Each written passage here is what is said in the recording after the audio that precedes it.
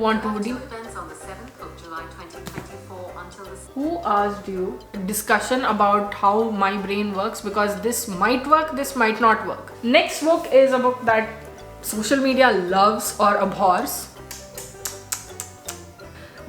I hope is what the world runs on. Hello people, this is Sonali, the Melodramatic Bookworm. If you've been here before, welcome back, and if you're new to my channel, welcome to the Melodramatic Bookworm family.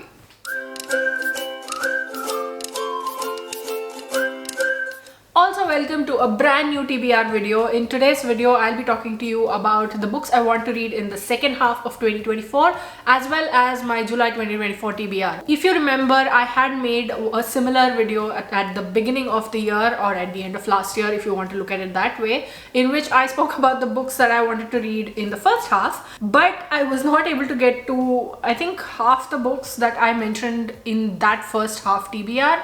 So what I'm doing is I'm repurposing them. I'll explain more about that in a bit, but my July 2024 TBR is also, I think, one of my shortest TBRs ever that I've made, at least in recent history, because I have only 10 books on my TBR.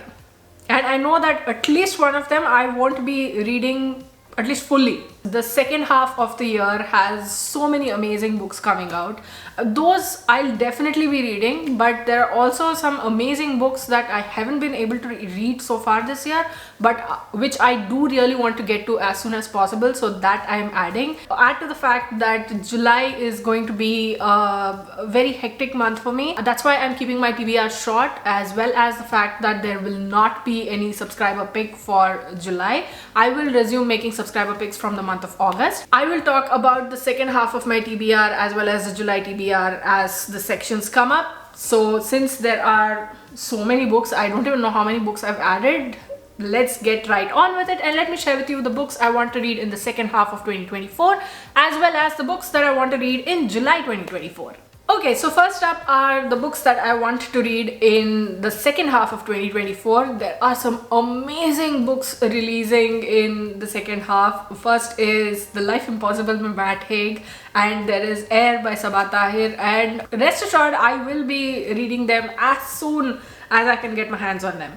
Okay, so that's that. But the books that are already on my TBR, there are a few that I really wanted to read at the beginning of the year, and the reason that I made a two-parter of this 2024 TBR is because I knew that by the time July rolled around, I won't be in the mood to read at least half of them. But this time I feel like I have probably made good choices, that these books that I haven't yet read, I still do very much want to read. So there are, I think, 4 books that I haven't yet read from that list, so I'll be moving them into the second half TBR. Okay, the first book that I'm moving from there to here is Demon Copperhead by Barbara Kingsolver, and this is one that I'm really excited about even now. I don't know why I have so much excitement about this book. I cannot explain it, but I do know that because of this book, because I wanted to read this book, I started reading David Copperfield by Charles Dickens, and I have not been making any progress. I am about 73-74 pages in, and it just isn't calling to me at the moment. This is an 800-900 page book, and I thought I'll be able to finish this like this because I have the audiobook also, and then I'll be able to move on to Demon Copperhead, and I thought I'll make a long vlog about it, about the comparison and all. I had a Bookstagram friend who gave me this idea about just sitting with it and getting through with it, but that also is not sounding very appealing to me at the moment. My brain is somehow wired that way, so I know myself, so I am moving this to the second half as well, and as a result, this book as well. Next up is Interpreter of Maladies by Jhumpa Lahiri, and I just don't want to talk about this book. Not because I dislike it now or anything, or that I don't feel like reading it anymore or something, but because I have said it so many times that I am so excited to read this book, and Jhumpa Lahiri is such a beloved author for me, and the fact that I still haven't read it, I don't know what it says about me. Okay, it's fine, I can't do anything, but That is why I'm moving this to the second half of the year, and I hope that I will be able to get to it ASAP. Next one is a heavy book in both senses. It is called India A Short History or India A History by John Key, and this is a non-fiction book about India, and this is one that is so widely acclaimed and so well loved, and this has been on my TBR for a long time, and I really wanted to read it this time, and I even got a copy from the library. But I'm at the point in my reading life where if there is an important book, then I have to annotate it, I have to tab it, I have to write in it. And a library copy wasn't going to cut it. I'm waiting to get a copy of my own so that I can read it, tab it, annotate it, and retain more. This is a whole other discussion about how my brain works, because this might work, this might not work. We don't know that. But my bet would be on me writing and then retaining than me not writing and then retaining. Does that make sense? Okay, I completely lost track of it. Okay, moving on. Next book is a book that social media loves or abhors, whichever way you want to look at it, and that book is A Little Life by Hanya Yanagihara. And this is one book that I think has split the readership down the middle. Some people love it because it's so heart-wrenching, it's heartbreaking, and it's gut-wrenching and whatnot, and the other half, they just despise it with everything they have. Okay, despise may be too strong a word, but they dislike it. They don't like the fact that trauma is used to this way in a story about four friends. Anyway, so I feel like I really want to see what the fuss is about, but I also want those gut-wrenching sobs. I want to be able to cry my eyes out. I want a book to do that to me, and let's see if A Little Life is that book or not. I must be a huge masochist because I'm like, let's hope so. Oh, next is another giant ass of a book, which is this book, The Covenant of Water by Abraham Verghese. And this is a book that I've seen so many good things about, and I don't know, I didn't have to read the blurb to be taken in by it. I don't know, am I raising up expectations for myself based on how the book looks and based on how the title sounds? Maybe. This is a stunning and magisterial epic of love, faith and medicine set in Kerala, South India, following 3 generations of a family seeking the answers to a strange secret. Spanning the years 1900 to 1977, The Covenant of Water follows a family in southern India that suffers a peculiar affliction. In every generation, at least one person dies by drowning, and in Kerala, water is everywhere. At the turn of the century, a 12-year-old girl, grieving the death of her father, is sent by boat to her wedding, where she will meet her 40-year-old husband for the first time. From this poignant beginning, the young girl and future matriarch, known as Big Gamachi, will witness unthinkable changes over the span of her extraordinary life, full of joy and triumph as well as hardship and loss. Her faith and love, the only constants. Okay. Next up is The Book of Everlasting Things by Aanchal Malhotra. I know, I've added this to a million other TBRs. I've added this to a million other subscriber pick options.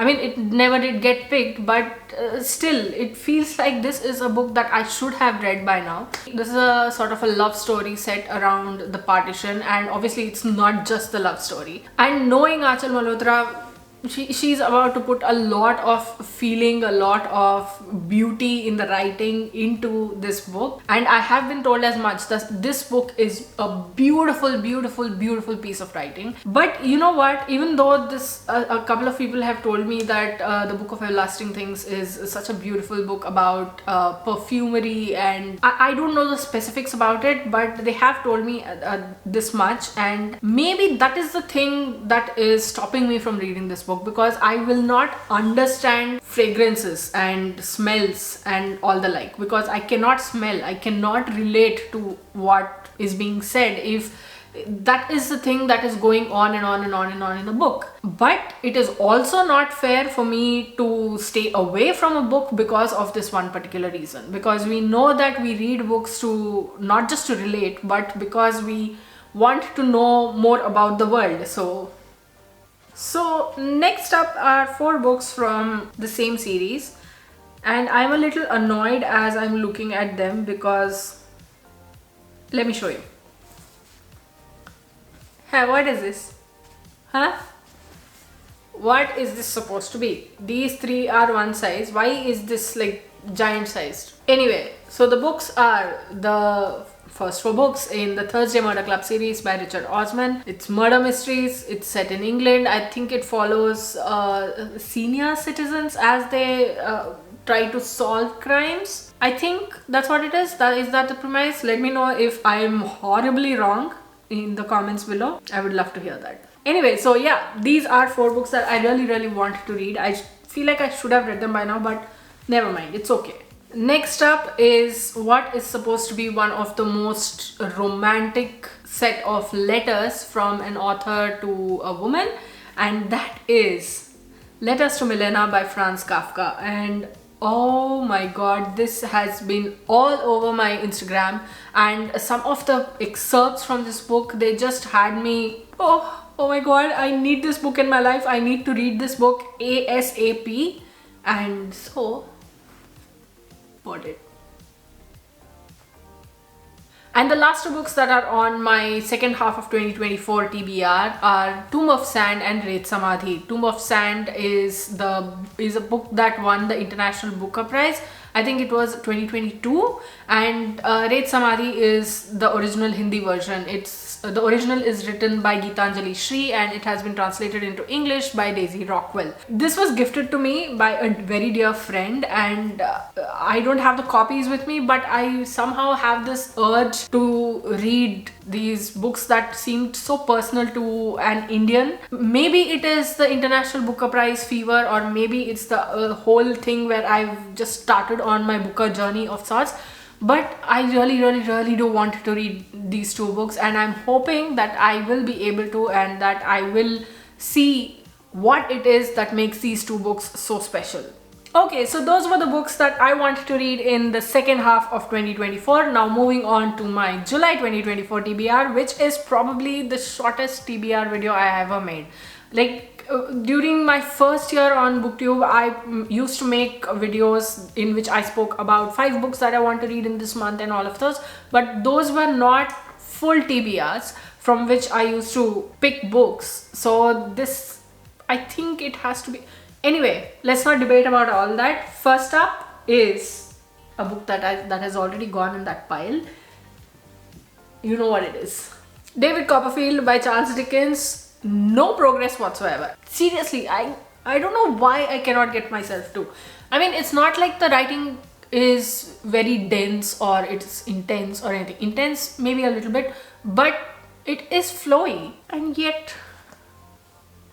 And then the subscriber pick, as I mentioned before, there will not be a subscriber pick for July, and I will resume making subscriber picks from August. And then my readathons. The only year-long readathon that I am participating in is the Buzzwordathon, being hosted by Books and Lala, Kayla from Books and Lala. And the prompt for July is to read books with titles that have measurements in them.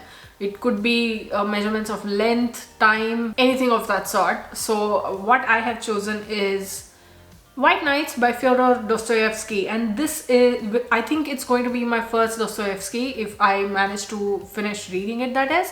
And I am really excited for it because I have heard amazing things about this book. Just like Letters to Milena, this is also one book that is,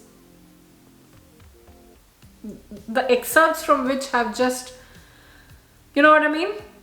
So yeah, this is another book that I'm really excited about. Why did I...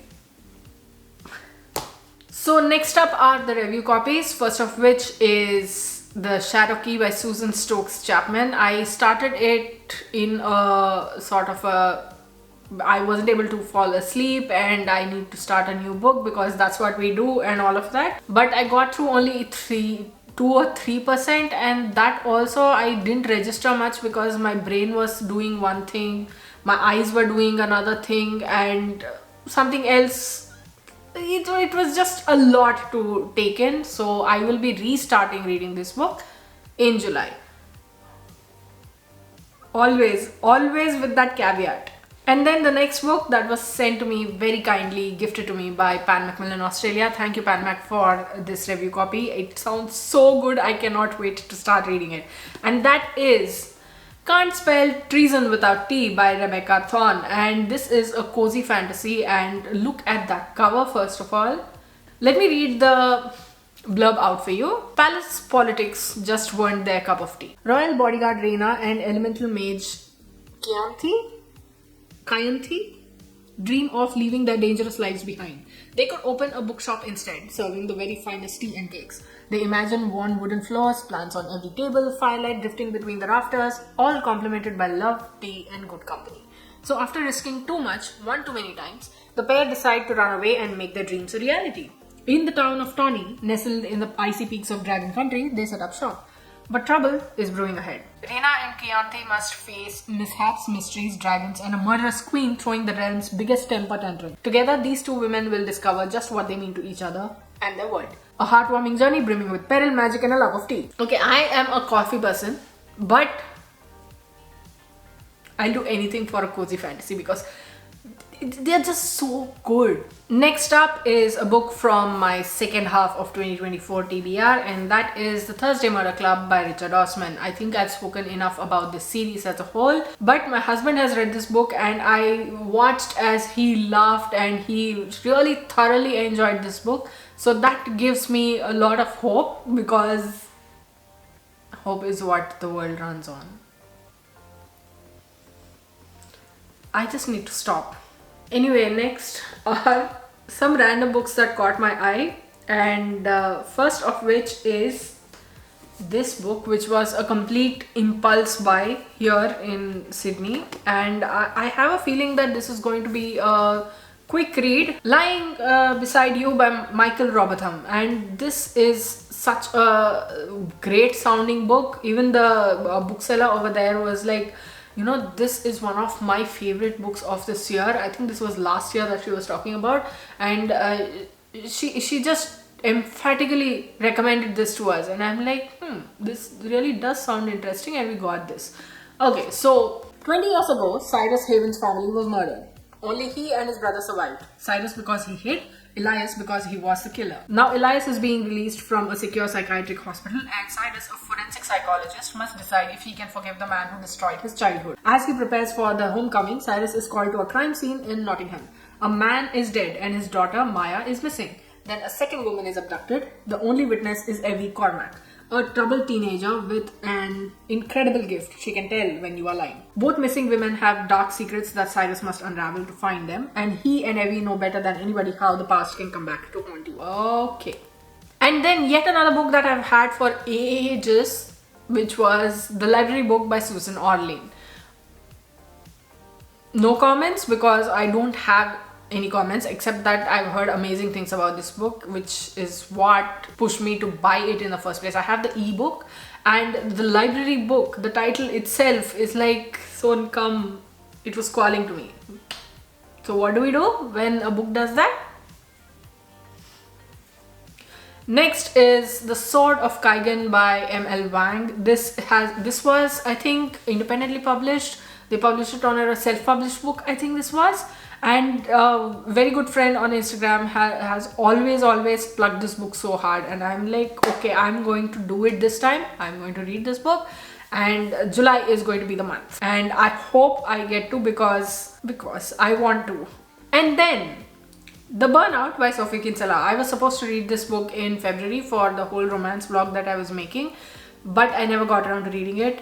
And I haven't read a Sophie Kinsella in ages, and I know that the characters can be very frustrating, they can be very infuriating, and I don't know, I have this sudden urge to read her books because they are so easy to read, but they are also they have that tiny message towards the end, they have that very satisfying ending.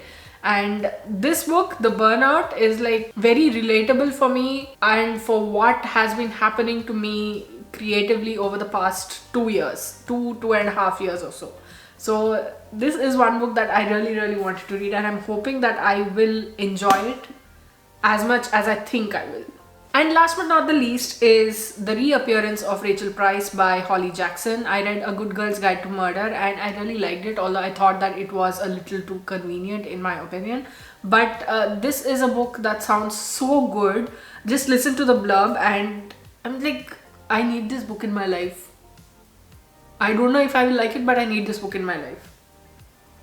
Anyway, so 18-year-old Belle has lived her whole life in the shadow of her mom's mysterious disappearance. 16 years ago, Rachel Price vanished and young Belle was the only witness. Rachel is gone, presumed dead. The case is dragged up from the past when the Price family agrees to a true crime documentary. Belle can't wait for filming to end for life to go back to normal. But then Rachel Price reappears and life will never be normal again. Okay, this sounds like it's about to do a whole 180-degree dance on me. So let's see how this one goes, but I'm really excited to read this. Okay, so those were the books that I wanted to read in the second half of 2024 as well as in July 2024. So what do you think of these books? What do you think of my video? Did you like it? Did you not like it? Have you read any of these books? Do you want to read any of these? Do you have any reviews for me? Any recommendations for me? Which ones should I prioritize? What plans do you have for July 2024? What are you currently reading? Let me know in the comments below. I'd love to hear from you. If you like this video, please like it and share it to spread the word. And if you like my content and would like to see more from me, don't forget to hit subscribe and click on the bell icon beside the subscribe button to get notified as and when I post new videos. Thanks for watching. I'll see you in the next video. Until next time, keep reading, keep watching, and add melodrama to your life.